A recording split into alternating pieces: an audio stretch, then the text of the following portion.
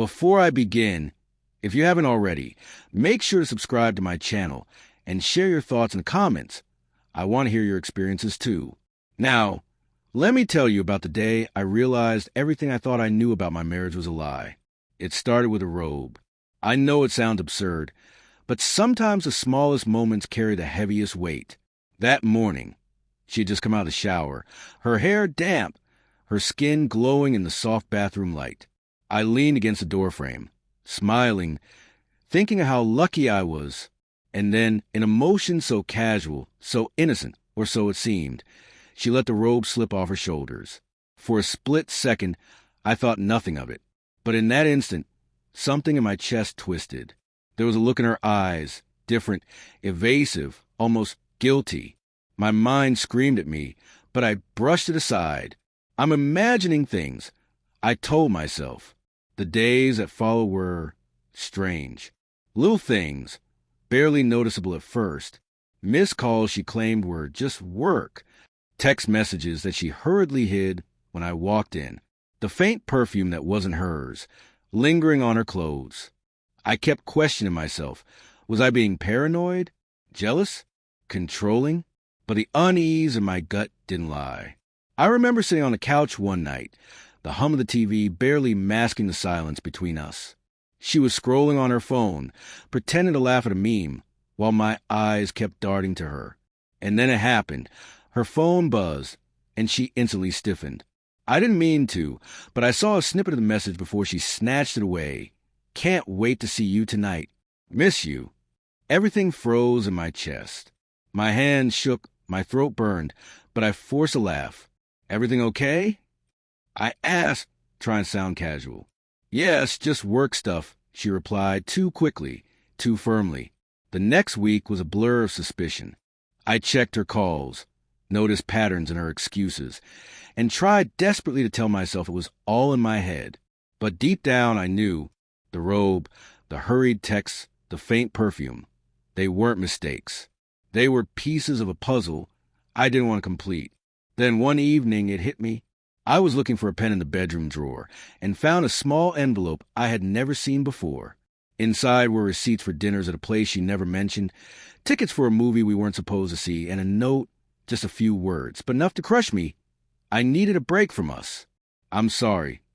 I felt like the floor had disappeared beneath me. The memories I cherished, the quiet breakfast, her laugh on lazy Sundays, suddenly carried a bitter aftertaste. Every touch, every whispered, I love you, felt like a carefully constructed lie. When she came home that night, I didn't say a word. I let her speak first, trying to gauge if she would crumble, if guilt would spill out. But she was calm, almost too calm. She claimed it had been nothing serious, a fleeting connection that didn't mean anything. Her eyes pleaded for understanding, but I couldn't. Do you realize what this does to us? I asked, my voice barely steady. All those mornings, all those nights, it was all real for me. And for you? Her silence was the loudest answer. The confrontation was messy, raw, human. I cried in ways I didn't know I could, and she did too. But differently, with a mixture of guilt and self-justification. She said she felt trapped, that our love had faded for her before I even knew it. I wanted to scream, to shake her until she understood the devastation she caused. But instead, I realized something crucial. I couldn't force her love back. The hardest part wasn't anger. It was heartbreak. It was remembering how she used to brush her fingers across my hand and thinking that gesture meant forever, only to discover that forever was a lie. It was feeling my trust crumble piece by piece and knowing that some things, once broken, can never be fully repaired. Eventually, I found a quiet strength in letting go. I walked out that night, leaving her in the apartment we once called home. The robe, the texts, the perfumed lies, I left them all behind. I didn't leave angry. I left aware. I left knowing that my self-respect was worth more than a relationship built on deceit. In the days and weeks that followed, I rebuilt myself in small ways. I remembered who I was before betrayal, who I had been before the love turned toxic. And slowly, the pain dulled, not gone but manageable.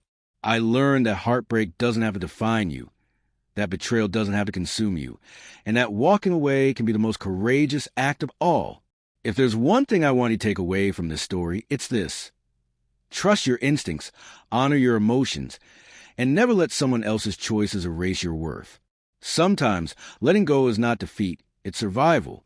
Thank you for listening. If this story resonated with you, don't forget to subscribe to my channel and share your own experiences in the comments. I read every single one, and your story deserves to be heard.